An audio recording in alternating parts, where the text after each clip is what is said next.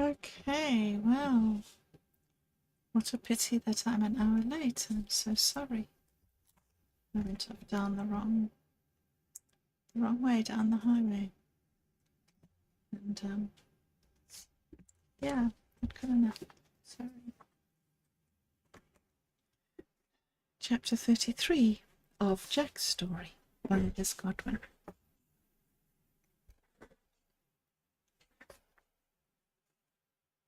So, a police matter. Let me just check the sound here. Yes, it's working.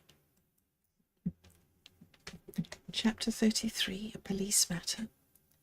The headmaster sent Jack and Timothy away, summoned the children's parents, and discussed the matter with them.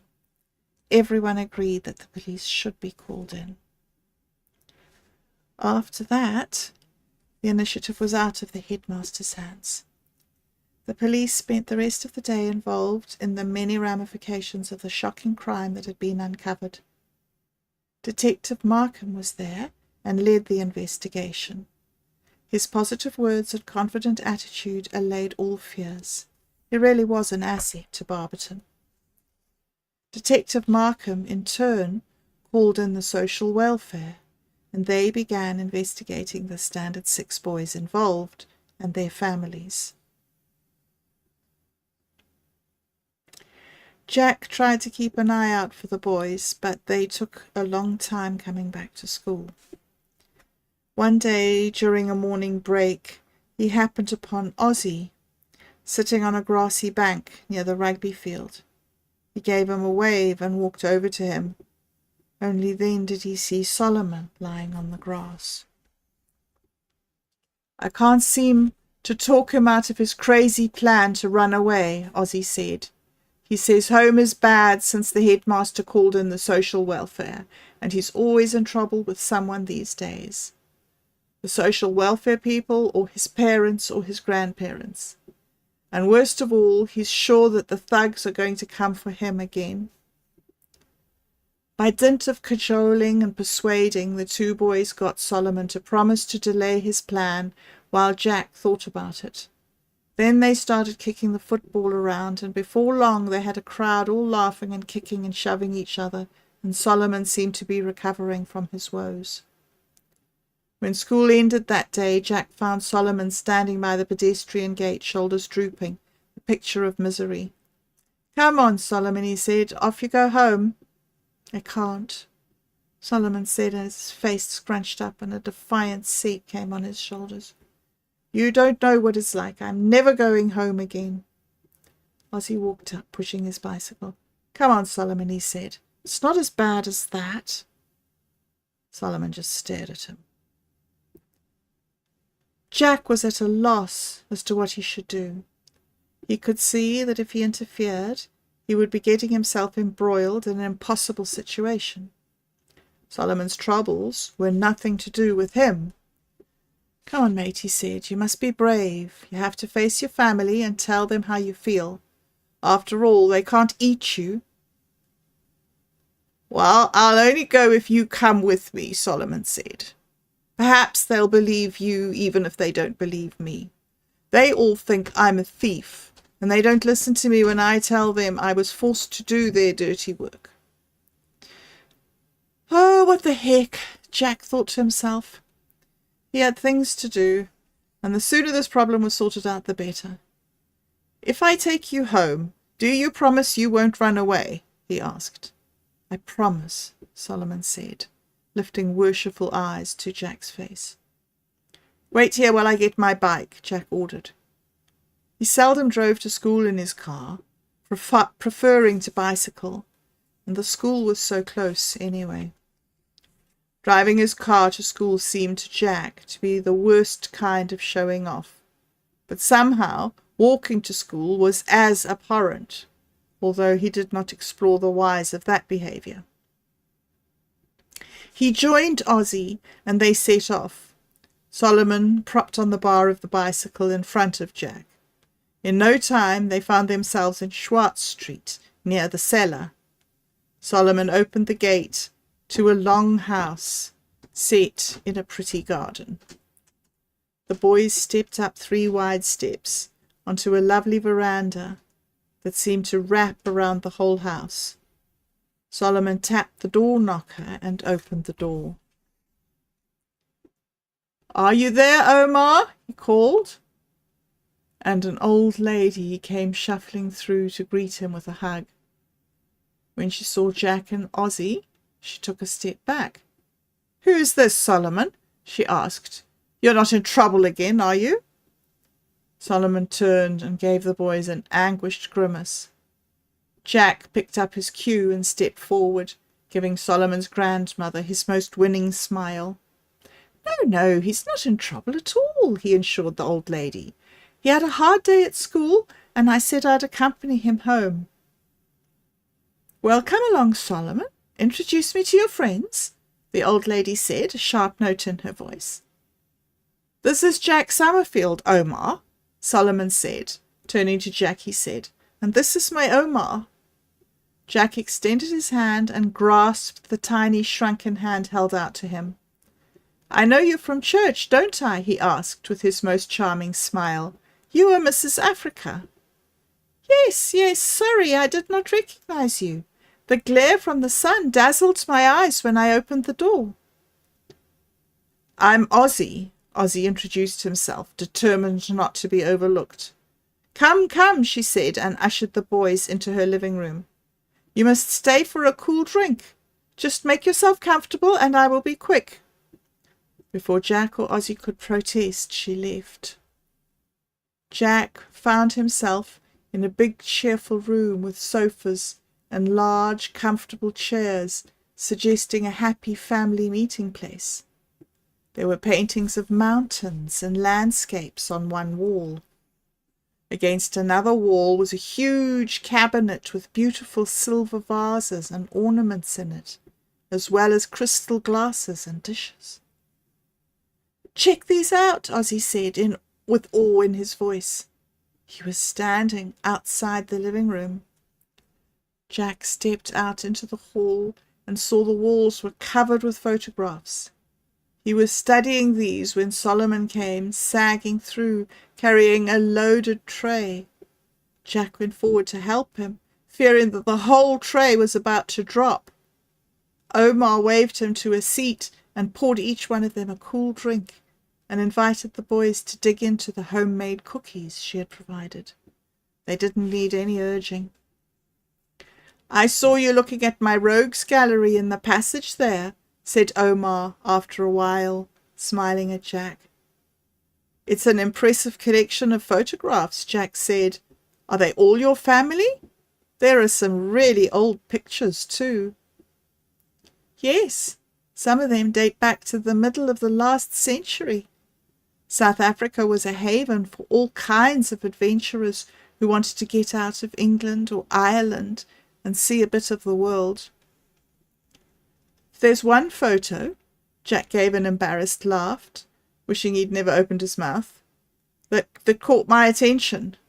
It's strange because my grandfather was showing me some old family photographs just a while ago, and it was of 2 young men, just exactly like the one on your wall. Granddad didn't have a clue who they were, and there were no names on the back." "Show me which one you're talking about." Jack stood up and pointed to a faded photograph in a dusty old frame. Solomon's grandmother peered at the picture, then stepped back with a laugh. "That was taken in Leidenburg," she said. "The man on the left is my grandfather, Paddy O'Brien, and the other man is his great friend, Jonathan Summerfeld." Jack looked at her in amazement. Jonathan Summerfeld? I don't believe it. My grandfather was talking about his family tree the other day, the same day he showed me that photo. Jonathan is some ancient relative. His son Charles was the first Summerfield to be born in South Africa. Jonathan, his father, was a coal miner, and he came out to this country with his wife to seek his fortune. Omar gave him an odd look. Jonathan Summerfield came out to Africa on the same boat as Paddy O'Brien, and they remained the greatest friends all their lives, she told him. Well, it certainly seems as if our families might have known each other many moons ago, Jack said. That's true. Life is quite different nowadays. My grandfather, Paddy O'Brien, found his wife amongst the Pedi in Leidenburg. Paddy's brother, Sean, married a farmer's daughter, and that branch of the family now lives in Pretoria. They really have nothing to do with us, although the current Mr. O'Brien was responsible for sending Solomon's cousin, Timothy, to St. John's School in Johannesburg. Timothy is very talented, and we had high hopes for him. He has a magnificent singing voice and was receiving training from the top coach in Johannesburg when he was at St. John's. He was doing very well until that scandal that ended up with his father being put in jail.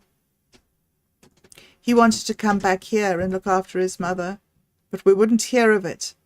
Then his grades dropped and he started behaving so badly that the school asked him to leave. The old lady suddenly stopped talking. What on earth am I rattling on to you for? You can't be interested in my family history. Please forget all that I've been telling you. You really don't need to. I really don't know what came over me. I'm sure you need to get back home. She seemed distressed as she encouraged both boys out the door. The old lady stopped suddenly and gave Jack and Ozzy a shrewd look. Why did you really come here this afternoon? She asked, glancing at the door to make sure Solomon was not within hearing distance. Well, the thing is, Jack started, feeling uncomfortable. The thing is, Solomon is not doing very well. He seems to think that he can't please anyone at home, and he's miserable. We came to support the little Okie and see if we could help him in some way. The grandmother's face was expressionless, but she looked Jack in the eye. I think I understand. She nodded her head. Leave it with me. Things will change, I promise you. I'm sorry you've had to go to all this trouble.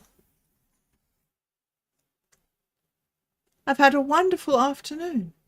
Thank you very much. And I can't wait to tell my grandfather all about it. And about the photograph, Jack said with a wide smile as he opened the gate, and he and Ozzy stepped up into the road. He might not be as delighted as you seem to be, Omar replied, waving. Jack turned his head, not sure if he had heard her correctly. She was standing in the shadow of the doorway, and he hesitated, not knowing whether to follow up her remark. She disappeared into the house and the door closed. As he walked away, Jack tried to digest the revelations of the afternoon. He had a sense that his world was in the throes of another seismic change, and yesterday's truths were no longer applicable to today. You're very quiet, Ozzy commented. Are you all right? Jack stared at Ozzy.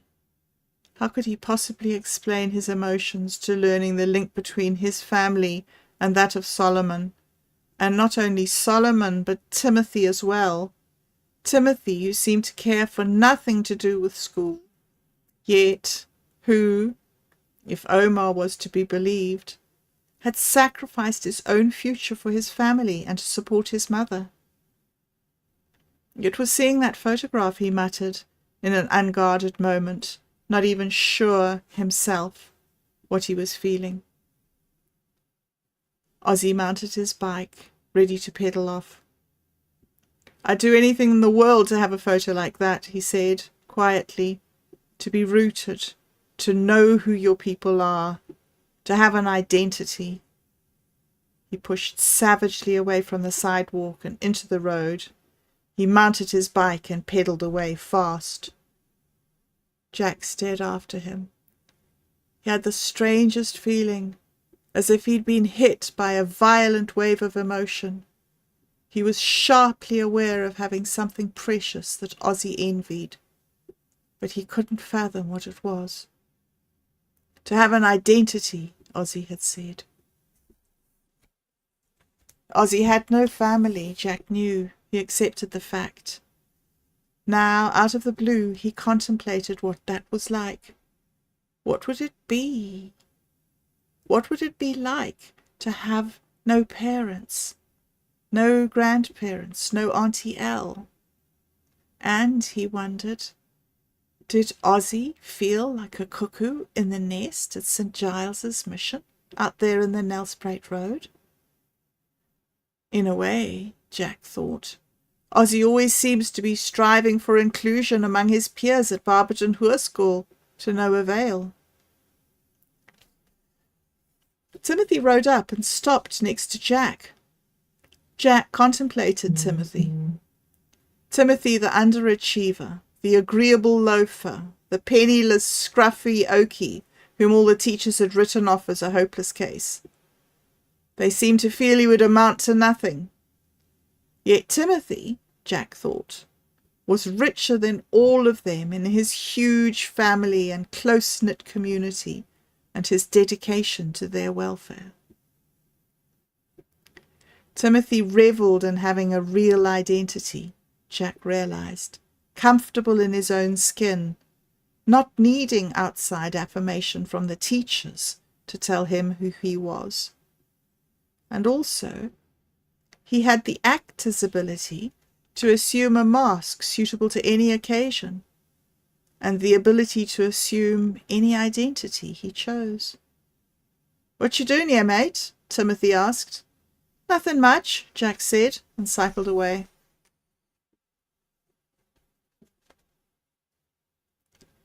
Chapter 34. Adam. The result of Detective Markham's investigation into the mysterious behaviour involving the small boys was very disappointing. He was invited to give his report to the headmaster and the school board at a specially convened meeting. Stakeouts at Barberton railway station have proved fruitless. It's as if the smugglers have disappeared into thin air, he informed the meeting. We had high hopes when 3 thugs were arrested at Havelock in Swaziland, trying to offload the bundles secreted in the coal, but somehow, in the ensuing confusion, they escaped and are nowhere to be found. Detective Markham breathed heavily, his face red with exertion. He banged his fist on the table.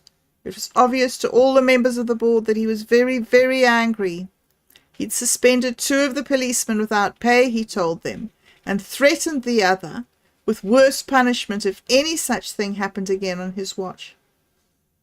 I suppose what they were smuggling was gold from illegal diggers, Mynheer de Villiers said. Yes, the bundles themselves contain gold, Detective Markham said. It appears to be quite a sophisticated operation. Surely Swaziland can't be the final destination. We think the gold is sent through Swaziland to Mozambique, and then on to be lost in the European markets, Detective Markham said. I have no doubt that the money earned ends up in the smugglers' Swiss bank accounts. Detective Markham was very knowledgeable about the gold smuggling scene and the link to drug smuggling, and very open about sharing his expert opinion. Everyone on the board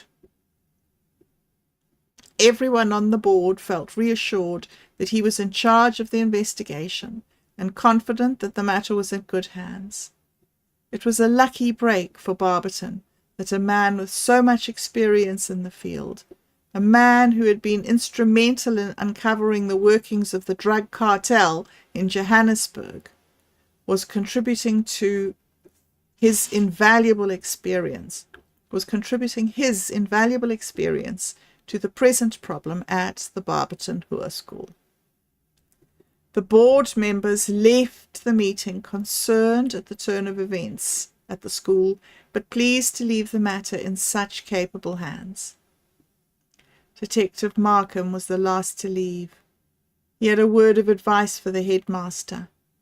"Don't take it amiss, my friend," he said to Mynheer de Villiers, "but these men are very powerful and used to getting their own way by force and intimidation. You do realize, don't you, that you have thwarted their plans twice so far?" "Whatever are you talking about?" Mynheer de Villiers frowned. Detective Markham raised a cynical eyebrow. "You really don't know what I'm referring to?" "No, I really don't." "Think, man, think. First, you eradicated the drug business in the school by shutting down the school and enforcing the weekly locker checks. And now you've shut down a very lucrative gold smuggling ring. My advice to you is get a bodyguard and watch your back." Mynheer de Villiers threw back his head and laughed heartily. "My biggest problem at the moment is preparing for our musical, Joseph and his Amazing Technicolor Dreamcoat. It's going to be a gala event, and we're doing all we can to publicize the school. We've invited everyone in Barberton, from the mayor down. Expect to get your invitation this coming week." Detective Markham took his leave with a shake of his head. "Don't say I didn't warn you," he said, as he left. The headmaster thought about what the detective had said. He was inclined to dismiss the warning as fanciful nonsense. Hire a bodyguard? Mad! But there is one step I will take. He summoned the prefect to an emergency meeting and explained what Detective Markham had suggested. "So that's the position," he finished. "Sounds ludicrous, doesn't it? The only reason I mention it is that Koos Venter asked that we keep each other informed. So that's all I wanted to say. You may go." "Hold on, sir," said Adam, leaping to his feet. "May I say something?" "Of course," said the headmaster, looking slightly surprised. "It does sound ridiculous in a way, because we can't believe anything out of the ordinary ever happens, especially here in Barberton. But just think of what has happened to you, sir, in the last few weeks." Adam's voice trailed off. "Your house has been vandalized, and so has your car," Koos said. "And no one has apprehended the culprits," Zachary said. "I can see where Adam is going with this," Jack said. "While it may be nothing, it may also be something," he finished, a bit incoherently. "So what exactly are you proposing?" Mynheer de Villiers asked, rather taken aback by their concern for his welfare. "If you ever needed us," Adam said, sure he was going to be laughed at, or worse still, sneered at for being stuck up, "there must be some way you could get hold of us quickly. Also, we need to be able to get hold of each other," Kate added. "It's unlikely we would be able to help on our own. We would need to get backup." "Good point," Louis Breitenbach said. "What I was thinking," Adam continued, "was that I could devise a telephone chain or something similar that we could use for that very purpose." There was silence in the room. "How would that work?" asked Koos. "It would be a way of contacting each prefect and summoning them to wherever they were needed. It would depend on us all having phones to contact each other, or close proximity to each other's houses to alert them. I'm not sure of the details. I'll have to think carefully about it." "Well, let's see what you can come up with," agreed the headmaster. "It's certainly worth a try." Dan had the last word. Nerds do have their uses. Everyone laughed. Over the next week, Adam worked on his idea. He enlisted his friend's help. What I'm trying to work out, he said, is how to summon all the prefects together in case Mynheer de Villiers needs help or protection. It's a waste of time, Koos said. If he needed help or protection, he'd call in the school board or the police. It's true what you say, Koos, but I'm thinking on a lower level. What if, Adam said, what if he wasn't sure there was a crisis brewing, but he just wanted backup in case? I have this feeling, just a gut instinct really, that we need to be ready to support him. Go, go, go, Andre. Do you need support? Sang Jack, laughing. Though it's a bit disrespectful to call the headmaster by his first name. And taking liberties with songs from Joseph just won't do, Annabel proclaimed. Jack could not be stopped. Go, go, de Villiers Guard. You know what we say. Watch out, you baddies. We'll catch up to you one day. Good luck with your gut instinct, Louis Breitenbach said to Adam. We learned English proverbs in class today, and now I understand what barking up the wrong tree means. Everyone had a good laugh at Adam's expense and drifted off. Adam joined in the laughter, but nothing would deter him. What are you actually trying to do? Kate asked. Come up with a plan to get all the boy prefects into a sort of prefects' army here at the school in case the headmaster is threatened, Adam told her. Perhaps Koos is right and it's a stupid idea. Let's try, Kate said. Though when you said boy prefects, I wasn't pleased. Jack was still mulling over his doggerel. He sang, Adam's gonna summon help if the baddies make you yelp. Go, go, de Villiers Guard. Keep you safe in your own backyard. His friends groaned. Give it a break, begged Adam. I'm trying to do something serious here. Jack subsided. Well, he offered, for starters, how many prefects are we looking at? 700 students and 20 prefects altogether, Dan said. 12 boys. I knew it, Kate grumbled. 12 boys, 8 girls. Why not 12 girls and 8 boys? A discussion for a later time, Jack said. Focus now. Can we come up with a workable plan? Adam held up a sheet of paper on which he had been doodling. Koos, as head prefect, is the one who implements the plan. He contacts Zachary and Louis. Zachary alerts 2 of the students who live nearby, and Louis contacts 2 who live near him. That means 7 prefects have been alerted. The person alerted by Zachary contacts 2 more, and his counterpart, contacted by Louis, will alert 3 more. That makes 12 prefects alerted. How will they know what it's for? Asked Dan. We need a password, Adam said, really getting into this cloak and dagger world. It has to be Go, go, de Villiers Guard. Jack gave a thumbs up. Right, that's brilliant. Leave it with me for now, Adam said. It's too long for a password, Dan said. Make it snappier. Dan's got a point, Jack said. Let's just have Go, go, Guard. Agreed, Adam said, his Sherlock instincts thoroughly aroused. All right. Okay, well, there we go. Seems like maybe 6 o'clock is the new time for stories. We'll see.